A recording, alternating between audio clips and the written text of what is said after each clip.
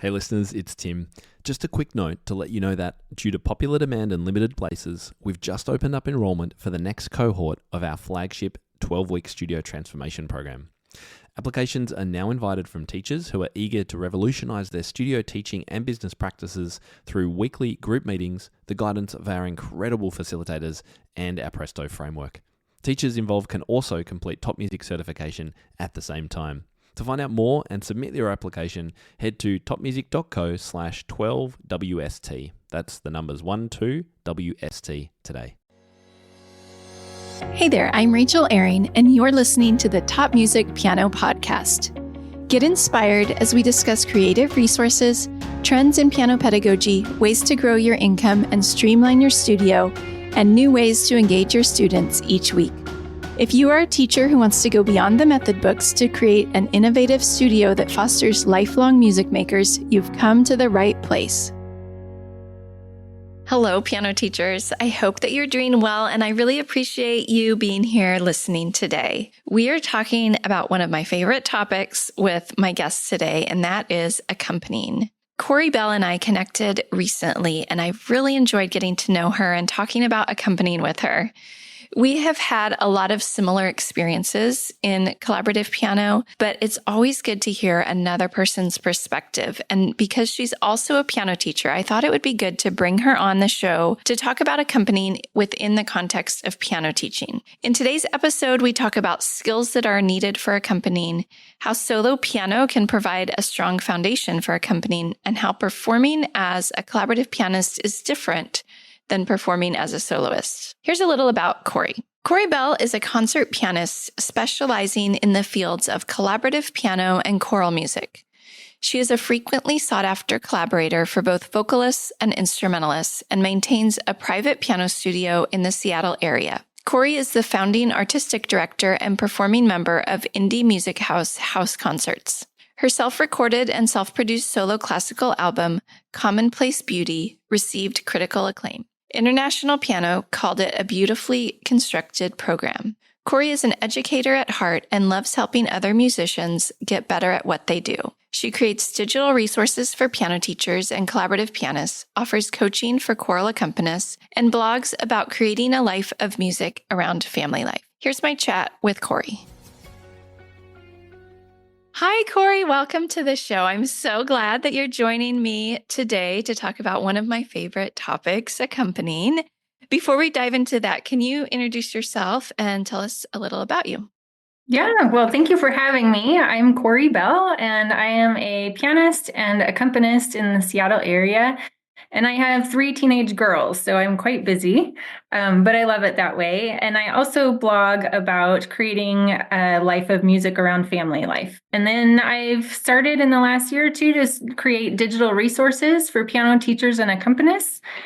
So you'll see that start to grow on my website, and hopefully we can talk a little bit more about those later. Yeah, absolutely. And I don't think you mentioned, but you are a piano teacher as well. Yes, did I forget that? Yes, I think you said pianist and accompanist, but you're also sorry. I'm all 3. I know. It's hard to. I don't want to lay out my entire curriculum vitae, but yes, I am a piano teacher as well.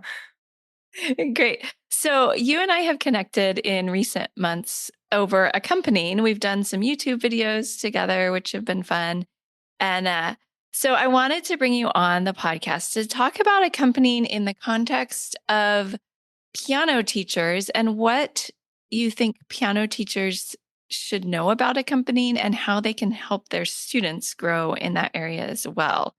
So as we get started here, could you tell us a little bit about how you got into accompanying? Yeah, so I kind of stumbled in on it. I think I have told you before, I started accompanying in high school because I was interested in another boy and he was in the top choir. And so I thought, oh yeah, kind of kill 2 birds with 1 stone here, get some extra time and do something that I love. I knew that I loved playing piano. And so I went and auditioned for the teacher, and she said I was hired on the spot. So that was pretty exciting. And then I learned kind of on the job. I mean, we met every day for an hour, and she would teach me how to play the parts. And I had to figure out that pretty quickly. I was a good sight reader anyway, but it's different when you're starting to play the parts and then watch a conductor. And so there was a learning curve. And then I ended up playing for all the choirs at my high school. I loved it so much. And then played for musical theater. And then I was remembering the other day, we had such a rich arts focused district and superintendent that they would bring in people. So we had members of the Phoenix Symphony coming in. We had Broadway singers coming in and just talking about their careers. And I remember I got to play for these Broadway singers at one time, and I was completely in awe. And they said afterward, if you came to New York, you'd have a job. And I thought, are you kidding me? Really?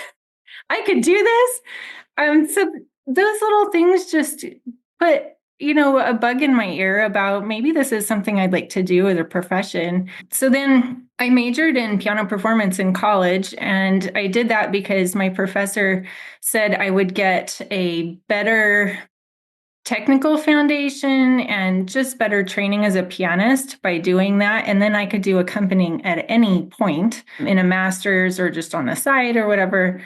And I'm really glad she did that because I have found that I love solo performing more than I thought I would. And I have the skills to do what I want to do with a company because there's a lot of hard literature out there, especially when you start working with instrumentalists, and even choirs can get real tricky. So my only formal training, I went to the American Institute of Musical Studies, AIMS, in Graz, Austria for a summer and did their opera program for accompanists. But that was really my only formal training. The rest of my training has really been on the job. I spent 10 years doing musical theater, and I've had some really gracious mentors along the way that have just encouraged me to take risks and, get out of my comfort zone. And I've learned so much from that. Yeah. Thank you for sharing that journey with us. I think there's different philosophies about whether pianists should focus on solo repertoire in their undergrad and then possibly accompanying later, or there are, undergrad accompanying programs available. But I think our journeys are kind of similar, where we both did piano performance in undergrad and then learned many of our accompanying skills on the job. I also ended up getting graduate degrees in it, but to do some formal training. But I think so many pianists, they just fall into it, whether they want to or not. You and I enjoyed it and wanted to, but there's so many pianists who are asked to accompany, and I think it strikes fear in them because they haven't had formal training. But you're right, the solo piano skills really provide such a strong foundation to be accompanist. And then there's just some little things that are good to know along the way about accompanying. So we'll get into some of those. Before we get into that, what do you love about accompanying? Yeah, so I love sharing the stage. Even though I was a performance major, I would always hide behind my long hair on stage because I did not want to be seen. I love music. I love playing. I actually do love performing. I love other people to hear what I do, but I don't really need them looking at me. So I like sharing the stage with somebody else. I feel like then the attention isn't on me so much as the collaboration and the music. And then it's just fun, especially when you're playing with somebody good. It's fun to just have that back and forth musically with another person. I agree. I think it's so fun. And the rehearsals too, to get to know various people. And personally, I don't really thrive in large groups.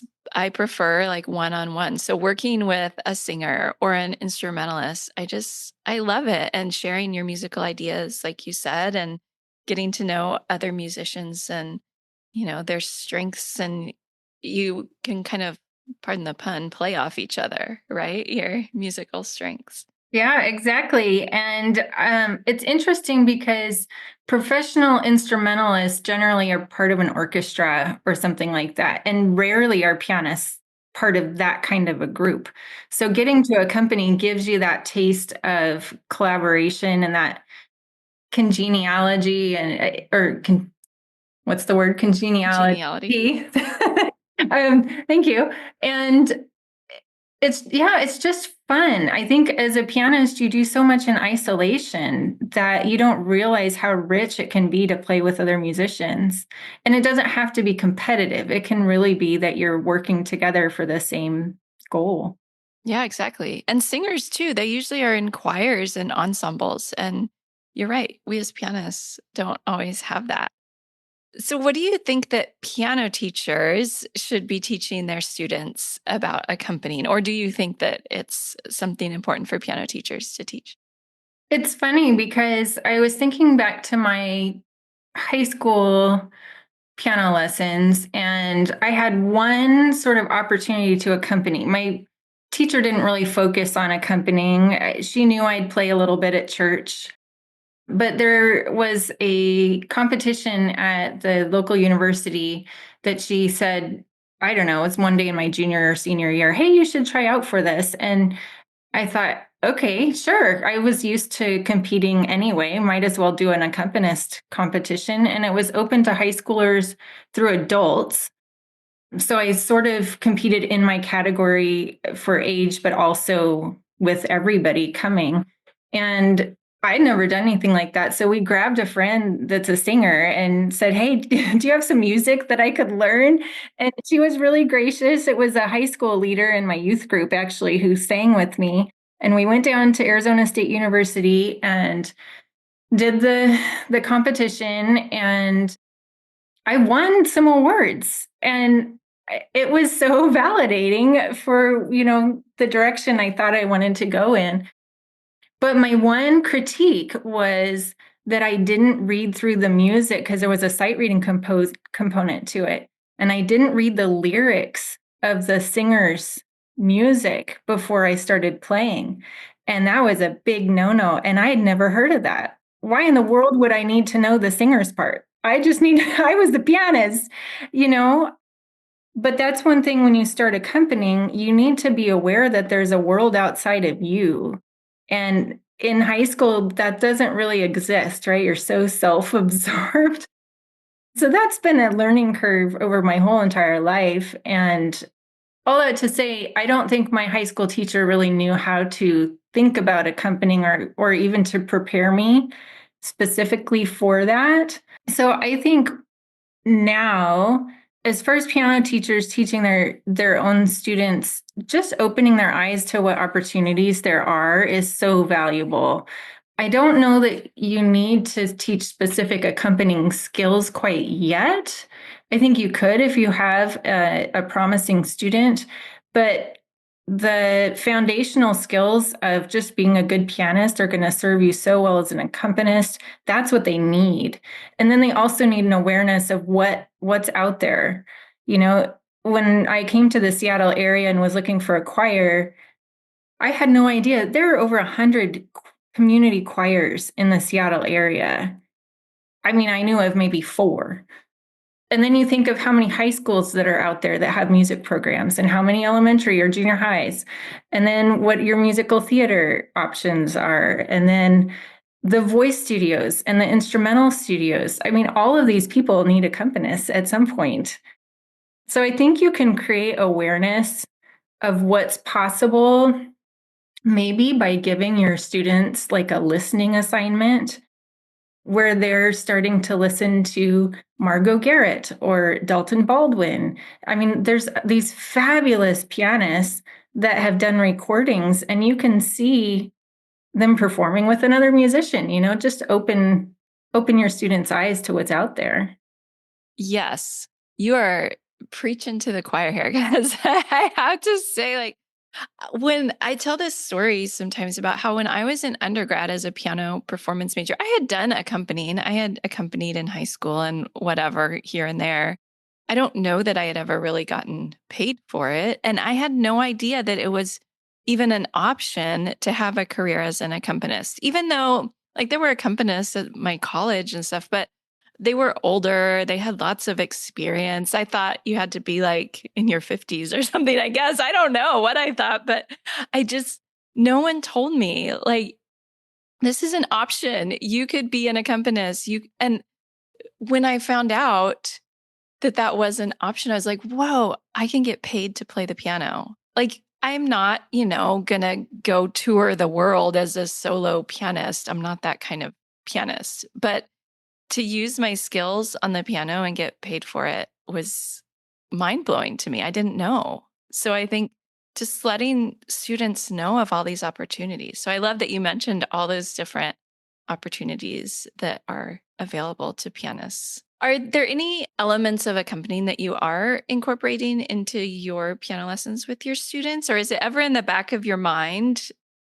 Well, I've been thinking of it in terms of those foundational skills, right? So listening is a really important piece of being an accompanist, but it's also an important piece of being a great pianist. You need to be able to listen and assess what you're doing as you're doing it. So you think about when you're little, you take what your teacher says and then you try to do it and you play, and then you look up at her or him for their approval. And you want them to tell you how you sounded. So you're not really listening to yourself. I mean, how many piano students have you asked, do you know what you just did? And they just look at you with this blank stare because they don't listen, they just play. And so we need to teach our students how to listen to like the balance between left hand and right hand, to the articulation. If it says staccato or legato, are you actually doing that? To the ends of phrases. I mean, I can't tell you how many times my intermediate students will come down at the end of a phrase with a heavy thumb, and it's jarring, but they don't hear it. So I try to exaggerate it and play it back for them, and, just try to get them to start listening to what they're doing. And then sometimes I'll record them in their lesson, just, playing a first page of their song or something, and then play it back for them to see, what do you hear? Are you, let's look at the music together. Are you seeing the crescendo here? Did you do that? Do you need more maybe? How are your ends of phrases? And because eventually you need to start listening to yourself, but then you're going to have to listen to the singer or the instrumentalist or the choir, and then you're going to have to listen to the ensemble. So you really have to train your ears. So we work on that. And then musicianship, I think, is big. So what's the character or mood of a piece? And then how do you tell a story through music? And then what colors can you get out of the piano? That's really fun as an accompanist to play with, what can you do to imitate an orchestra or different instruments? But you can get colors out of the piano with different pedal technique and blurring and finger legato. So we can have our kids learn those. And then technique is big. And I think this may be where some piano teachers struggle with their accompanying or sight reading. Or if you don't have good technique and you're not solid on your scale fingerings or chords and arpeggios, it's really hard to transfer because you don't have that vocabulary yet. So I have a lot of transfer students that come in and their fingering is atrocious. And I go, what in the world? I had a kid the other day playing Hanon from his previous teacher, and I asked him, what are you playing? He said, oh, well, my teacher used to have me do Hanon exercises. And I'm thinking, yeah, but your fingering's awful. Like, what happened? Did you not learn the Hanon exercise correctly? He was also in a group piano class, so I don't know if there was much oversight in what he was doing with his fingers, or if it was just aural that the teacher was listening and not noticing, or if he wasn't able to transfer his scale fingering to his pieces. So that's another big thing that we work on in lessons is just scale fingering. So sight reading obviously is a big thing for accompanists. And I think too, for just to be a good pianist, I don't know. I have a friend who's a fabulous jazz pianist. I mean, he's amazing, and he can do far more than I can do with his technique in some instances. And he's not a fabulous sight reader. So I don't think it's essential to be a good pianist, but if you're going to learn a lot of music in a short amount of time, which is required of a lot of accompanists, sight reading can really help. And so one thing I do with my kids is I try to have something that's a level or two below their learning level. And either we go through it in a lesson or I just assign it as a practice to do at home. There's a book called Sight Reading Short Shorts. I think it's out of print, but I just got one off of eBay. And it's fabulous. It's just 5 short lines of music, and you read one line. Let's see, you read all 7 lines once a day for 7 days, or however long you practice. And the idea isn't to practice them, but that each day you're looking at the music before you sit down to play it and seeing if you can do it a little better than you did the day before. That's interesting because sight reading, I've always thought that like practicing sight reading, you can only do it once. But I could see where that would help you improve if you're sight reading, quote unquote, the same thing multiple days in a row. You would start to pick up on the patterns and things like that. That's interesting. Right. And with one particular student I have right now, I'm working on accuracy because we call it going fishing. He likes to just fish around the keys and play all different things until it fits. And I want him to get it accurate the first time he reads it because he's capable of doing it. So we do these sight reading short shorts, and I teach him how to look at the music. So I say, okay, what's happening in these 4 bars? Which hand starts? Or if they start together, are they moving in parallel motion? Are they moving contrary, so opposite each other? What's the key signature? Are you going to get tripped up because you forget there's an F sharp in this? Are there any weird leaps that are happening that you're going to have to plan ahead for where your hand goes? And again, it's a level or 2 below him. So it's not at his level. It's not too challenging, but it forces the student to sit down and think about, okay, what's coming? And then I'm also trying to teach them to look ahead of their fingers. So when they're in the music and they're playing beat 2, they're looking at beat 3 and 4.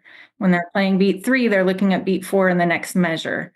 And especially over the bar line. For some reason, the kids think that the bar line's a stop sign. I know, and it's they not. totally do. I don't have too many kids that are looking at their hands. That's not the problem. I think they're just not looking ahead of the music. And so it always catches them off guard. So those are things that we practice in lessons.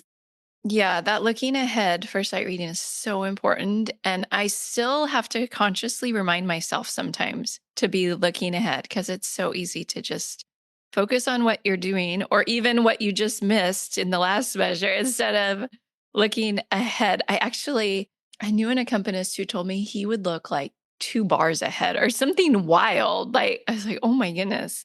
So that's, I guess, my accompanying goals, but I'm not there yet. I'm good if I'm doing like 2 beats ahead. But that is a really, really important tip for sight reading is always looking ahead. Do you do any duet repertoire with your students, either you and them or between students?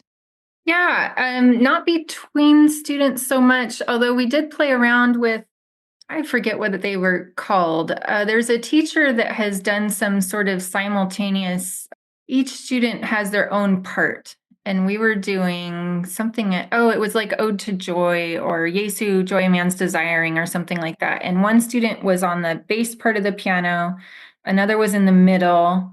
And so you had like the bass notes, and then you had the middle harmonies, and then you had the flourishing melody up in the top register. And so I've had 3 at a time do that in like we call them piano parties or group lessons once a quarter. And so I had 3 students reading those. And then she also gave some variation within that part. And so you're not just stuck playing one bass note each time. Maybe the next time you play octaves, or the next time I don't remember what the other variations were, but it made it really interesting for the kids. So I've done that. I also, with my beginners, especially, I do a lot of Faber and Alfred method books. I try to do something every lesson, if not that, then every other lesson where I'm playing the duet part with them to build that steady beat awareness and that, okay, if you make a mistake, you got to keep going. And also the awareness of balance between the parts, because sometimes we trade off the melody and they need to back off or they need to come out. But I don't have any specific duet books that I use or love. I guess I'm still looking for some of the perfect ones, but we've tried different things. Yeah, and those are great ideas. I know that logistically, sometimes it can be hard to get two students playing together on the bench unless they're siblings or something like that. So I like that you do the piano parties. And then I think, yeah, anytime we play with our students, it's helpful for the reasons you mentioned, the steady beat and keeping going and those things. I think it's really important for them to learn how to play with another person. I tend to I always follow them and probably to a fault. I should probably make them keep that steady beat instead of just always following, even if they get off. Is that would Well, help I them. do follow, especially my younger ones. Oh, sure, yeah. It's funny. I had a 5-year-old the other day say, "Oh, I'm so excited we get to do a duet. They sound better when we play together." Oh, that's cute. And I know, because the beginner repertoire, it's so simple. And anyway, it was so fun to have him excited about that. Yeah. Oh, that's sweet. So I know that you do some solo performing for church and various things. How is it different, or how does your solo performing maybe inform your accompanying or vice versa? How do you feel like performing uh I don't know, is different in the different contexts? Yeah, well, when you're with another person, you have to be aware of more than what you're doing. So with a singer, you're always listening for breath and looking for breath and trying to anticipate that or breathe with the singer. You're trying to maybe move the phrase forward if it's a long phrase. And I mean, some singers just need that little help or push because they can't get through a phrase, and you learn that as you go. But same with wind players, you also need to be aware of breath. And then with string players, I've always felt like that was a bit of a weakness for me because I feel like they're behind the beat all the time with their bowing. And it's just that I need to adjust a little bit at the piano. So, yeah, I think there's a heightened awareness when you're playing with another player that you need to adjust, not just balance, but even the pacing of things sometimes. I think they're the same in a lot of ways because music is music, and you're going to prepare music the same way as a solo pianist as you are with an accompaniment, with the exception of I really try when I'm accompanying somebody to know their part really well. I mean, you should be able to sing it, sort of. You don't have to be a great singer, but you should be able to sort of mark it as you're playing to know exactly what's happening in their score. That's a hard skill. That takes years, but you need to be aware of what the other person is doing, especially like rhythmically. Another thing that I've been doing recently is playing with YouTube. There's so many people that have recorded professionally and amateur on YouTube. And so you can play along with whoever the pianist is on there. And especially when I'm preparing a new piece with with a student instrumentalist, I'll try to find a really bad YouTube recording because I don't know how they're going to be until I, meet with them. And I try playing to anticipate what a student might sound like in that piece, and it helps me anticipate better what I might be up against. Yeah, I think that's a big difference from solo piano to accompanying is that in solo piano, I don't think we would ever recommend our students to play along with YouTube. I ever. But in accompanying, yeah, I've done that too where like I remember I was subbing for a musical theater show and so I wasn't going to have any rehearsals. I just had to play the performance. And so I played with that recording so many times to make sure I knew the tempos and the entrances and everything. And there's been other times too when I've, played along with the recording to make sure I knew how the parts fit together and how it was going to feel. Cause sometimes you can learn your part really well. But when you put it with the other person, it feels totally different. Like maybe their rhythm throws you off, or it's just very different. So I like that suggestion for accompanists. Let's talk just a little bit about choral accompanying. I feel like I know you've done a lot of choral accompanying, and it's an area where I think a lot of pianists are asked to accompany a choir, and maybe, they don't have much experience in that area. It can be pretty intimidating, I think, walking into that room with a whole choir of people depending on you and a conductor. Can you just give some basic advice for pianists who might be doing it for the first time or aren't very experienced as choral accompanists?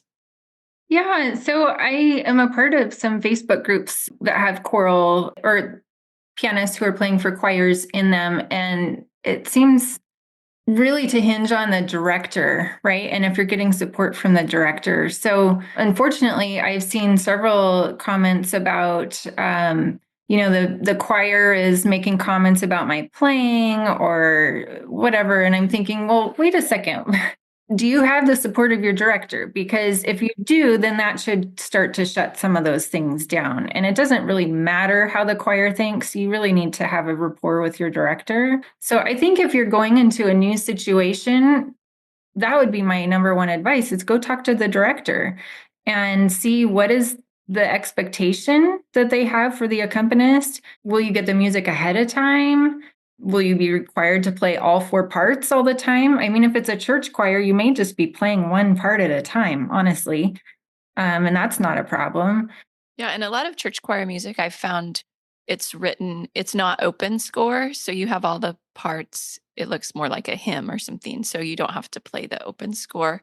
Another thing I found in church choirs is a lot of times they do the same music, like, they kind of cycle through it. And so they know it pretty well, or most of them know it pretty well. So you can often play the accompaniment for much of the rehearsal. But go ahead. That was just my little 2 cents. Yeah, no, that's great. I was with a choir for a while that played or that sang church music, like hymns and worship choruses. They would sing classical music, so things from Handel or Vivaldi. They would sing gospel music and they would sing jazz. And gospel and jazz really intimidated me at the time because I was trained classically. I'd never read a lead sheet. I had no idea what the symbols were or how to even follow the score. So I was fortunate to have in this choir, the director was a pianist as well. And he knew I was weak. And I was maybe 20 at the time. And I just told him, I don't know what to do here. I don't know what to play. I freeze. I can play a C chord. That's about it. I know my chords, but I don't know how to make them jazzy. And so he would sit down at the piano and play next to me so that I could watch his hands and see what he was doing. I would record what he did. And as much as I could, I would try to absorb what he was doing. So there was no shame in I suck at gospel choir playing. I mean, I was embarrassed, but it was just a reality that I couldn't do it very well. But it was fine because he made up for that weakness. And to have that respect that I'm going to come alongside you and teach you, and it's fine to learn, it was huge. And that was a 10-year collaboration. So I grew a ton just from his help. So I think if you have the support of a director and you kind of understand where each other is, it can be just a really great situation.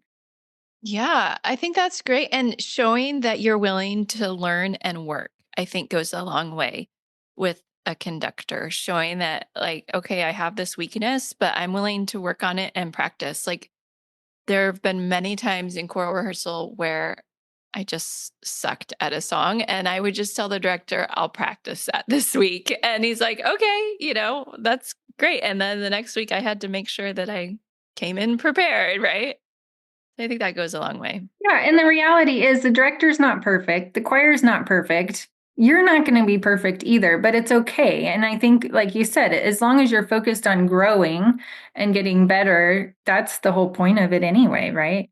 So we're going to switch gears a little bit here. And I would love for you to share some of the resources that you've created. You have things for piano teachers, for collaborative piano, all different things that people might be interested in. So I would love to give you the opportunity to just share some of those things and how listeners can get a hold of those things.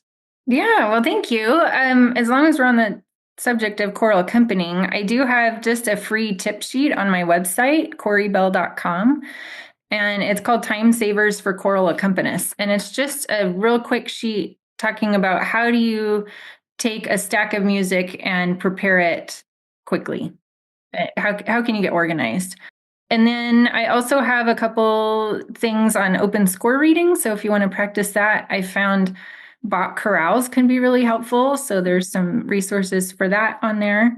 For specific questions, I offer choral consulting. So again, on my website, there's a place to contact me if you have specific questions about, we're doing the whole Vivaldi Gloria, Rudder Gloria, or whatever this year, and I don't even know where to start. I can help with that. And then for piano teachers, I have 2 brand new piano camps out. I wrote them last year and debuted them with my studio, and they were a big hit. They're designed for beginners and new recruits. So if you're looking for something to bring more kids into your studio, this is just like an intro to piano, but they're called the Great Music Race and Musical Secret Agent. And so there's outdoor games, there's stuff at the piano, there's card games, there's rhythm activities, just a variety of things to do with kids like ages 6 through 10. But those are also on my website. And then the best way to keep tabs on what I'm doing is through my newsletter. I publish a monthly newsletter, and that's also accessible on my website. Great. Thank you for sharing all those. Could you spell out your website so that if people are just listening, they can go and find all of these things? Yes. So it's my name, Cori Belle, CORIBELLE.com. Great. And do you have any final thoughts about teaching, accompanying, anything that I left out that you were hoping to share with listeners? I think, we kind of ended on don't be afraid to grow. And I think that's just such a great mindset for any pianist or accompanist, because there's so much to learn. And, you can be in your 30s, 40s, 50s, 70s and still not know everything there is to know about the piano, but it's okay because we're all learning. And I think if you're open and honest about where you are in your skill level and willing to put the work in, you can do so many fun things at the piano, and your students can too. Yeah, so true. Cori, it is always a pleasure to talk with you, and I really appreciate you taking time to share with us today and teach us some of the things that you've learned over your career. And I hope that teachers will check out your website and all the resources you have available. So thank you so much for being here. Thanks for having me. I hope that you enjoyed today's episode. If you have questions about accompanying, both Cori and I have a number of resources available for you, and you are always welcome to reach out to me on Instagram at Rachel Ehring. That's the end of the show for this week. Next week on the podcast, I'm talking with musician and food blogger Sarah Kenner about how to feed a music teacher. So be sure to tune in for that episode. I'm Rachel Ehring, and you've been listening to the Top Music Piano Podcast. I'll speak with you again soon.